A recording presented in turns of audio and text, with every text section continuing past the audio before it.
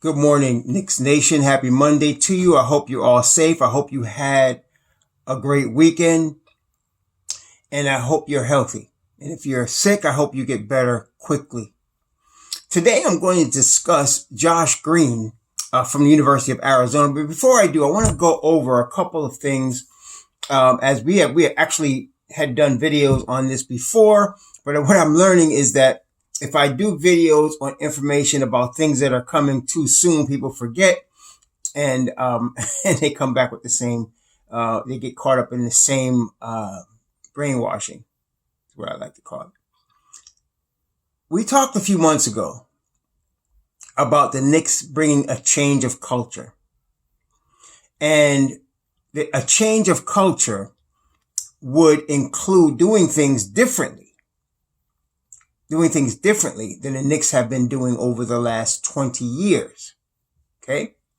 Now, and we also discussed and talked about how over the last 20 years, the Knicks have done things like traded away their draft picks, like giving up on young players too soon, like bringing in overpriced stars that are past their prime.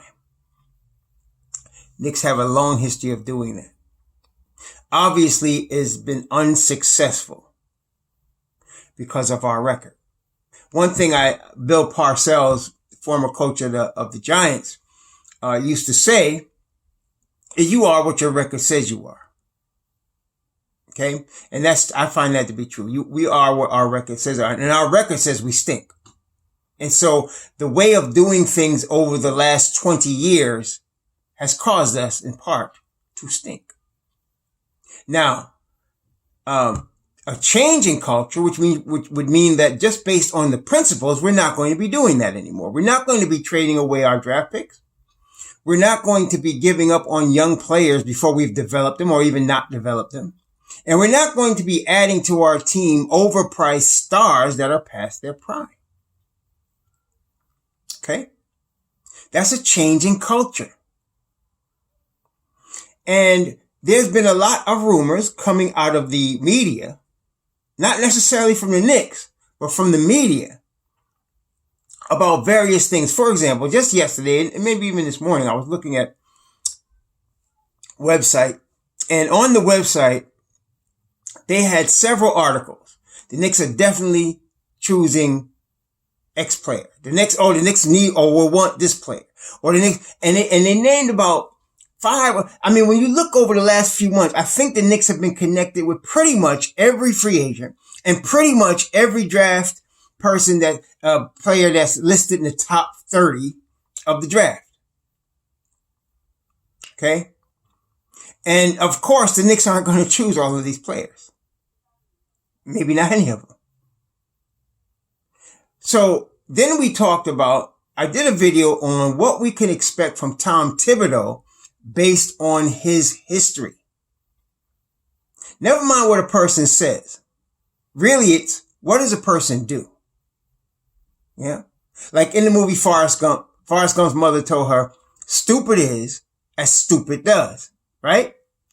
Which means a person is not just called stupid just because they just call stupid. What the person does makes them stupid.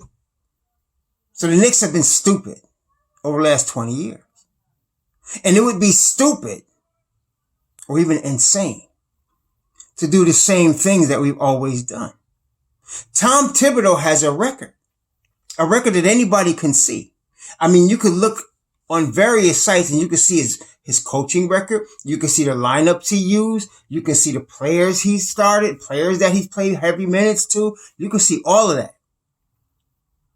And so he has coached as a head coach in the NBA for 8 years. He was the defensive specialist coach for Boston Celtics in 2008 when they won the title.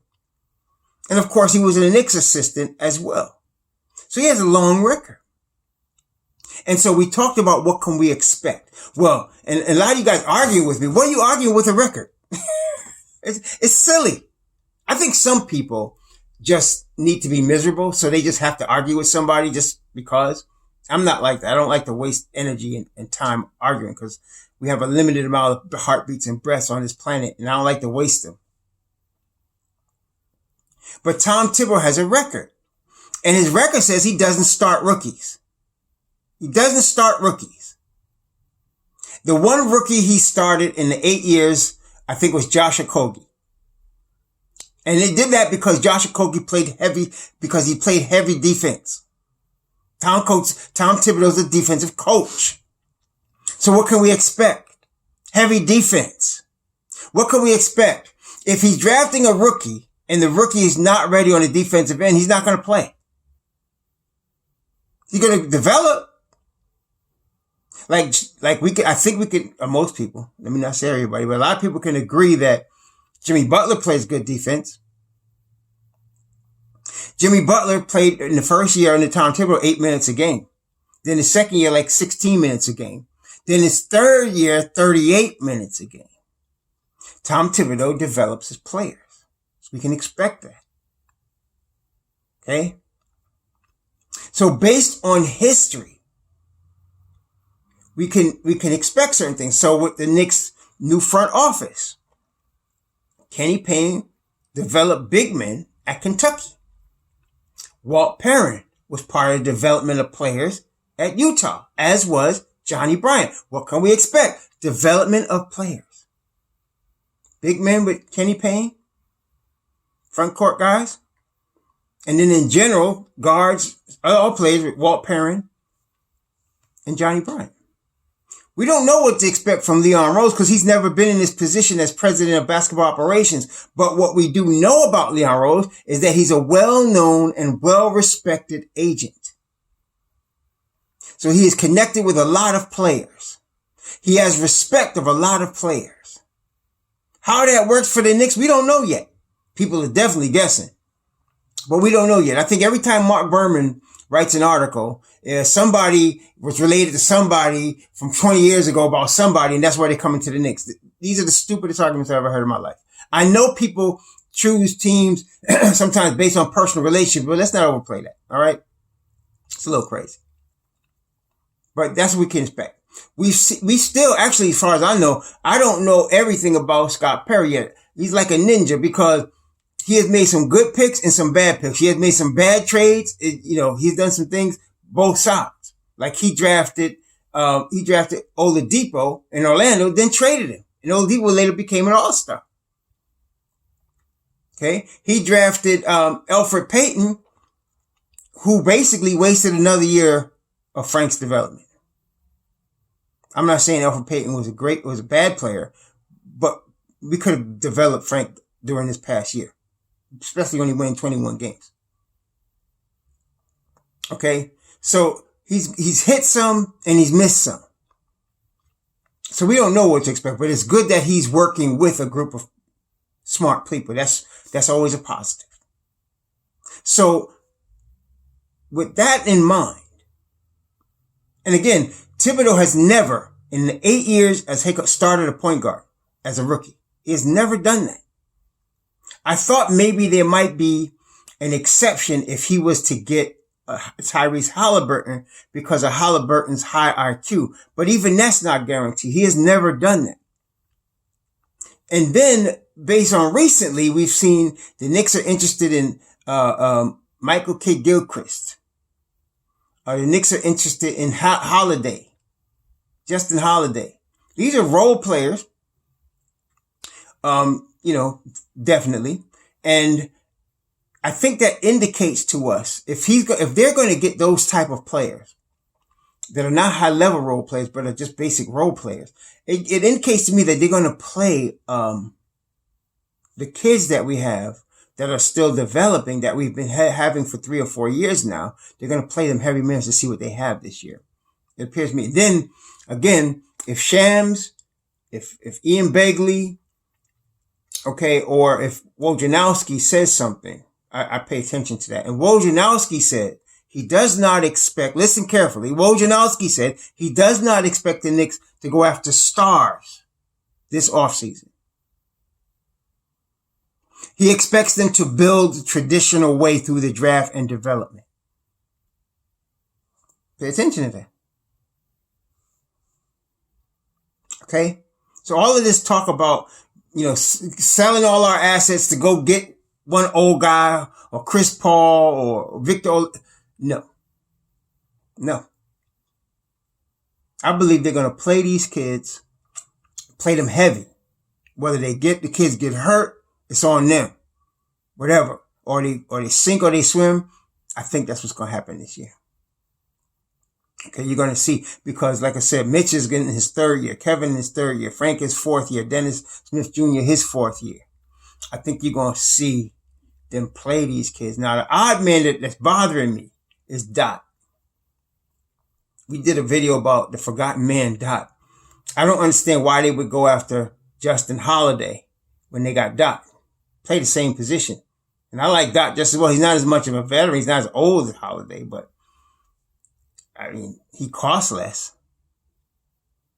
So I don't know. I like to see Doc get those minutes and that money. I mean, what they going to pay Holiday? $6-7 million?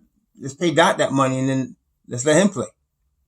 Well, I'm looking at it, but maybe Doc has had enough and wants out. I don't know. You never know. But it appears from everything I'm reading that Doc's not part of the future plans. That's what it appears. From what I'm reading, it looks like Doc. Now, that not necessarily mean the Knicks decided to get rid of Dot. It could mean that Dot's representatives have better opportunities for him at other teams. Maybe there's another team that says, we're going to play you more minutes and pay you a little bit more money. Maybe Dot goes here and takes that. Qualifying offer for him right now is $2 million. Maybe he's decided I can get $5 million somewhere else. That's possible as well. So let's talk about Josh Green. Again, I brought all that up to say, we only got a couple weeks, like between now, less than 2 weeks between now and the draft. You're going to hear all kind of rumors in the next couple weeks. Don't get carried away. This ain't Y2K, man. This ain't NBA 2K. Don't get carried away every time they interview somebody or they sit down for dinner for somebody that they drafted in that person. There's going to be 10 people, 9 now, they did Carrie Lewis, and we don't even know who else they did because they keep everything on the DL, which is good. I like that. So we don't know what's going on yet. So we don't know who they're going to draft. Like this morning, I saw an article and they were comparing Neesmith and Vassell, and of course, Jerry Stackhouse coached Neesmith, and he thought Neesmith was, all world. But of course, if you asked Leonard Hamilton about Vassell, he'd say the same thing. You can't get caught up with what coaches say. They're going to always push their players because that's their players. Okay? But you're going to hear all kind of rumors. Don't get caught up in these rumors. And if it's talking about trading for a Westbrook or for a Harden, don't pay attention to that. They're not going to do that. We're not doing that. We're not spending $45 million a year on John Wall. That's not going to happen.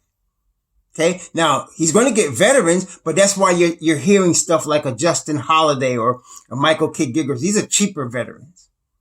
That's not going to cost us the whole cap space. Okay. And with regard to Christian Wood, there's been some misconceptions. Some people think that somehow Detroit can just outbid everybody. They can't. This is where our cap money comes in. Detroit has $30 million in cap space.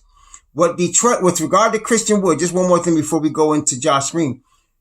With regard to Christian Wood, this is Detroit. Detroit wants Christian Wood to sign for the mid-level exception of $9 million. Why do they want that? Because then they still have their $30 million in cap space to go out in the market because they want to be players in the free agent market. Okay.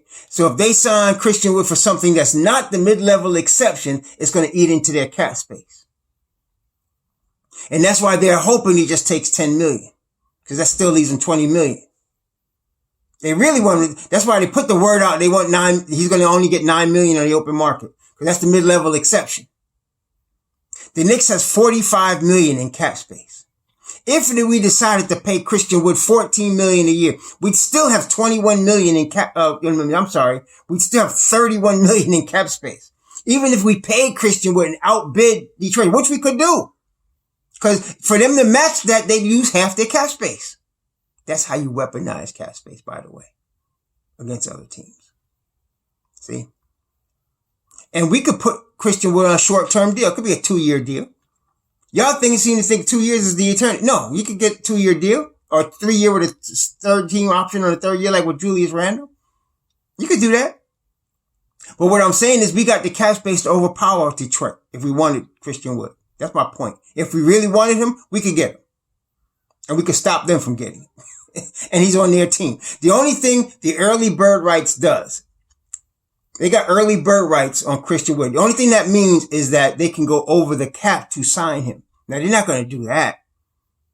right? So that's what I'm saying. So they could go over the cap to sign him because he's their own player. But they're not going to do it. A rebuilding team doesn't want to go over the cap because you want to be flexible. When you're building these young players and you develop them and all of a sudden you get to 40 wins and you're verging on that A seed and now you're 1 star away and you can sign that star. That's what you want. You want that flexibility to be ready to do that. Okay. And so the Knicks have 45 million in cap. We could get Christian Wood if we want him. Detroit can't do nothing about it. I just wanted to say that. Early bird rights only means you can exceed the cap. It does not mean that you can offer a 5th year. Christian Wood signed a 2-year deal. He's an unrestricted free agent right now. Unrestricted. So he can sign with anybody. But he's going to get 4 years. All right. All right. So Josh Green. Okay. So let's talk about Josh Green, University, Arizona. All right. I hate to be, I'm not, I don't want to be too negative. But I want to say this. I want to say this. There are, if Josh Green is listed as a shooting guard, so he's like a wing. He could play a 2 or a 3. And there are at least 1, 2. He's ranked 4th in shooting guards by Tankathon, which is ridiculous because they have him ranked ahead of Tyrese Maxey. And I'm going to tell you right now, Tyrese Maxey is better. They got him ranked ahead of Desmond Bane, and I want to tell you right now, Desmond Bane is better. Okay, they got Devin Vassell ranked ahead of him and Anthony Edwards. So there's 4 players that's better than him at that position that are first rounders. And I haven't even looked at Elijah Hughes yet, but I looked at a little video of him, but he seems pretty good too. But I have to look at him. I don't want to make that determination yet until I actually look at him. But and then there's Isaiah Joe, who he's got his flaws. But I think Isaiah Joe is probably a little bit better than Josh Green. He's got his flaws, and Isaiah Joe, we're looking at 2nd round, but if we can, but anyway, let's talk about Josh Green. He's 6'6". He's 6'6", 206 pounds, 210 pounds in that range. He's 20 years old. He's going to be 20 in November. He's going to be 20 this month. In fact, his birthday is next week. He played alongside Nico Mannion. He's a shooting guard. So let's talk about his positives. The kid could play defense. So Josh Green's calling card is definitely defense. He's a defensive player. I think that's what's going to keep him.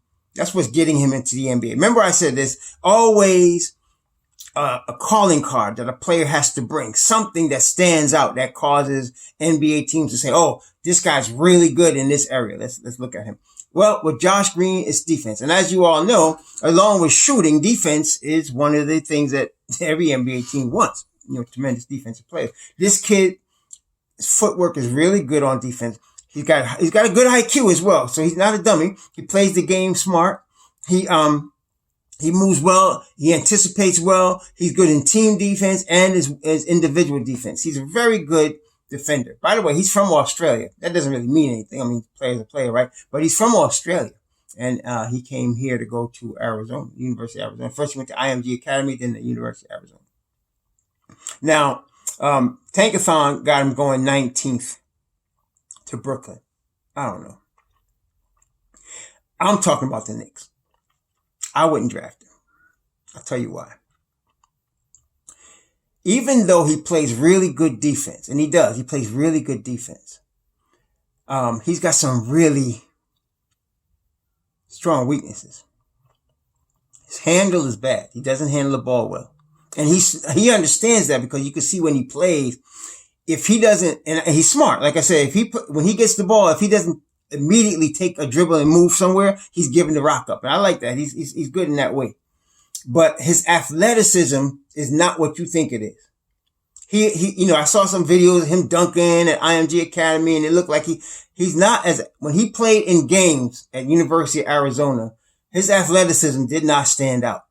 You could tell, like a guy like a Cassius Stanley, when you could see his athleticism stand out when he goes for a rebound over somebody, when he goes to move to an area to take a jump shot over somebody, that speed, that power, that fast twitch, you could see it. And it's like, it's the difference between like a 4-cylinder engine and a V8 engine. You could see that power, He don't have that. I don't see that.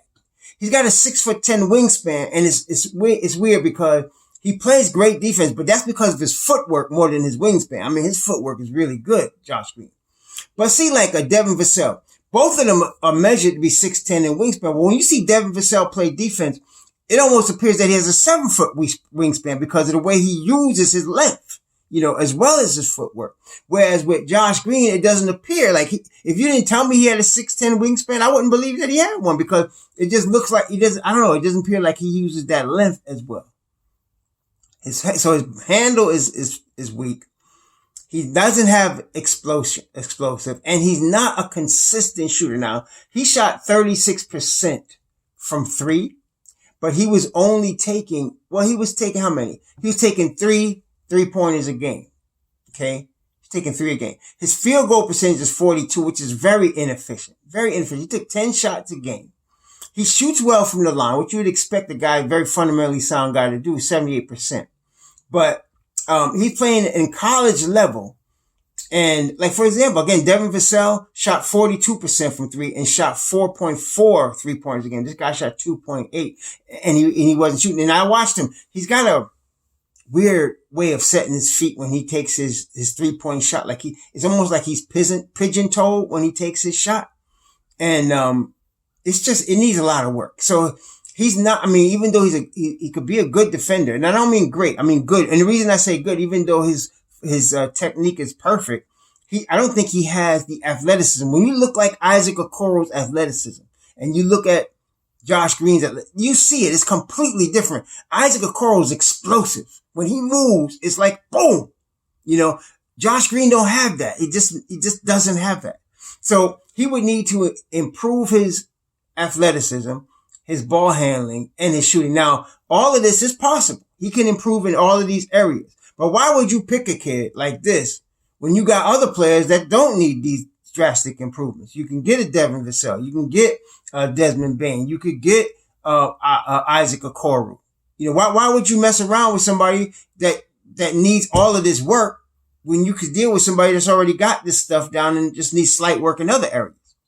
Like, for example, Devin Vassell, he probably just needs to get stronger. As far as game, he's got game. He probably needs to just get ready to hit the basket, with the ball on the floor better because he's skinny.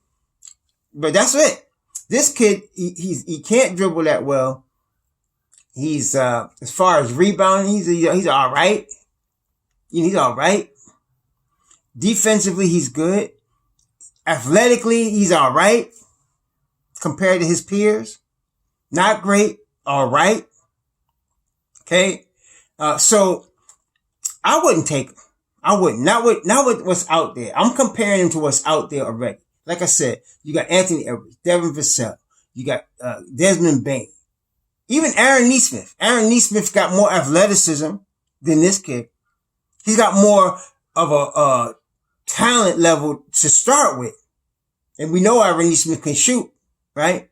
So I'm saying all his competition that he's competing with in this draft at his spot, I don't know. I wouldn't take him. I wouldn't take him. One mock, there's a lot of mocks out there. One mock had us taking him at like 27. And I said, hell no. No. I'd rather, if I'm going to get, hopefully like the Knicks draft a wing at 8. That's what I've been saying that the whole time. Isaac Okoro, Devin Vassell, draft a wing at 8. That's what I'm thinking. Now, some of y'all are point guard hungry. I'm not.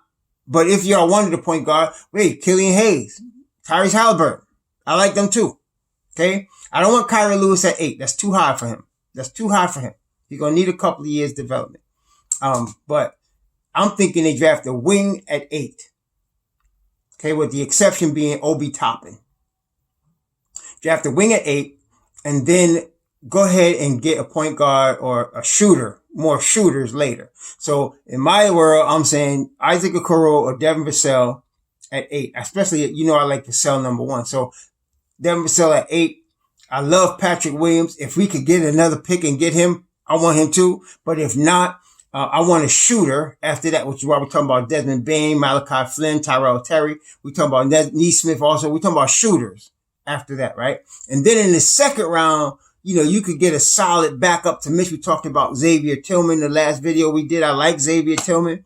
There are other possibilities as well as backup, like Oturo from Minnesota, backup centers. People that could be solid backup centers. Or if you wanted to try for another shooter, you could do that too. You got Isaiah Joe. You can get another wing in the second round. Then they're talking about buying another second round pick. So, we got those opportunities as well. So, but as far as Josh Green for the Knicks, no, he's not right for us. I don't think he's right for us because, like I said, at his position in this draft, there's too many players that are better than him, that would fit better than him for us. He plays good defense. He really does. He plays good defense. I don't even think, but his defense wouldn't get him starting. That's what I'm saying to you. Because his defense is not enough for him to start. Now, let me give a disclaimer. As I said before, and I'm going to say it again. Any one of these guys can develop, because this kid is just going to turn 20. Anything can happen. He could grow. He could develop athletically. He could develop a jump shot. Anything could happen, right? We don't know. But I'm looking at stuff in terms of the level of risk. Okay. So to me, there's less risk, for example, with Isaac Okoro or Devin Vassell than there is with him. I think there's a higher percentage chance that Vassell or Okoro would develop into all-star status than this kid. Desmond Bane is older. He's 22. This kid just turned 20. Desmond Bane's way better shooter, all-around player than this kid. Right? Already all-around player, better shooter than Josh Green right now. But that doesn't mean Josh Green later not gonna become something. But I'm saying we don't know. And I want to go with what we know. See? I know Desmond Bane can shoot. I know he's an all-around player. I know he got a strong build. He could probably play the 82 games. We're not going to have a problem. I know Devin Vassell, elite defensive player. So is Okoro. Athleticism on both length. And Devin Vassell can shoot already. Okoro needs to learn that. But I'm comparing Okoro to other players like Andre Iguodala that came out, couldn't shoot, and ended up becoming, really good players. I think Okoro has that ability to do that. So that's what I'm saying. So as far as Josh Green, he's all right. I hope he does. I hope he has a good career in the NBA. Good defender, not a good shooter on a consistent level, not a good ball handler, nice IQ, not as athletic as he needs to be an NBA rotation player, in my view. Tell me what y'all think. Shalom.